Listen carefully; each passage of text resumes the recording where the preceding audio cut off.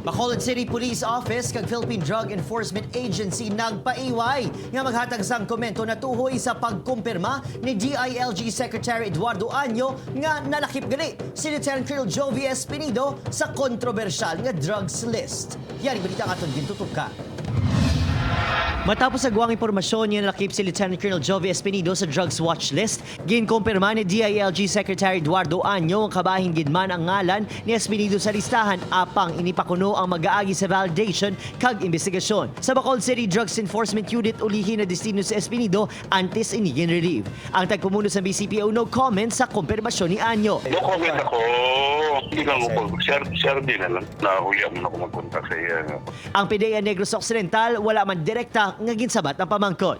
I cannot comment on that, sir, no? I don't know, sir, no? Kasi ang matabo sila, sir, no? Ato na sa national office namin, sir, ang mga request ng yara.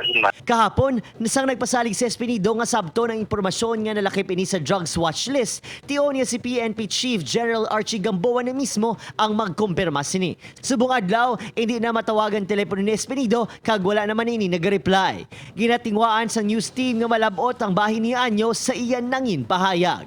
Upod kay Rinald Castillo, Adrian Prietos, 1 Western Visayas.